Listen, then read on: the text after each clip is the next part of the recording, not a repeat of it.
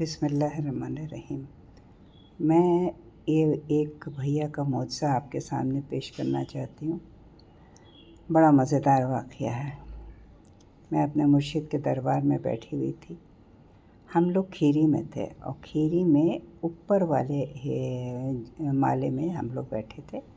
वहाँ दो गोल कमरे हैं। उसमें एक गोल कमरे में हम औरतें और मेरे मुर्शिद बैठे थे। जाड़ों का दिन था, बहुत कड़ाके की ठंड थी, तो कमरे में बैठे थे और बाहर वाले हॉल में मर्द हज़रात बैठे हुए थे। उस दिन बहुत से लोग बाहर से आए हुए थे। जब बाहर से लोग आते थे तो गुलाब के फूल की हार लेकर आते थे और मेरे भैया की नज़र करते थे। तो बहुत से फूल इकट्ठा हो गए थे, हार इकट्ठा हो गए थे। भैया के पास अड़ामा लग गया था। तो और मैं फूलों को और मैं अपने भैया को देख रही थी। गुलाब के फूलों का लाल रंग और मेरे भैया के चेहरे का लाल रंग एक हो रहा था और मैं इसका लुत्फ़ उठा रही थी कि अचानक भैया मेरे तरफ मुड़े, मेरे मुर्शिद मेरे तरफ मुड़े और कहा, इन हारों को ऊपर खूंटी पे टांग दो। उन्होंने जैसे ही कहा, हम फ़ौरन उठी, सब हारों लिए। हार काफ़ी थे तो काफ़ी बोझा था हाथ पर। और जो मैंने नज़र घुमाई मुड़ी उठाने के लिए खूंटी, तो वो खूंटी जो थी वो भैया के, मेरे मुर्शिद के सर के दूसरी तरफ थी और मैं इस तरफ बैठी हुई थी। तो मैं लंबी हूँ, मैंने अपनी लंबाई का पूरा फ़ायदा उठाया, अपना हाथ लंबा खींचा, पंजों के बल खड़ी हुई और हार खूंटी पे टांगने लगी। हार का वज़न भी था, मैं एक उंगल छोटी पड़ गई। मेरे भैया, मेरे मुर्शिद बैठे हुए थे और वो हुक्का पीते थे। मेरे भैया हुक्का पीते थे।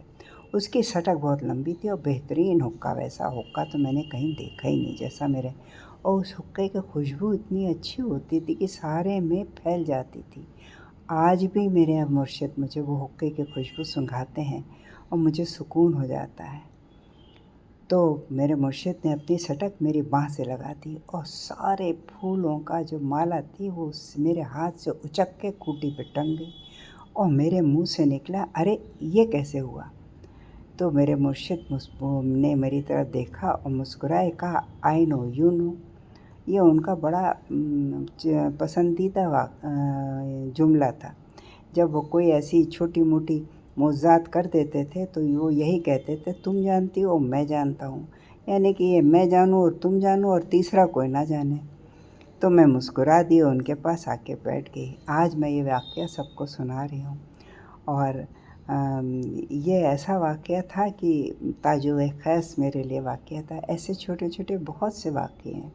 एक वाक़या और है। मेरी पीर बहन है एक, वो उनकी ये हरकत होती थी कि वो जब भी अगर उनके हाथ से साबुन या कोई भी चीज़ ज़मीन पे गिर जाती थी, फिर वो उसे इस्तेमाल नहीं करती थी, उसे उठा के कूड़े में डाल देती थी।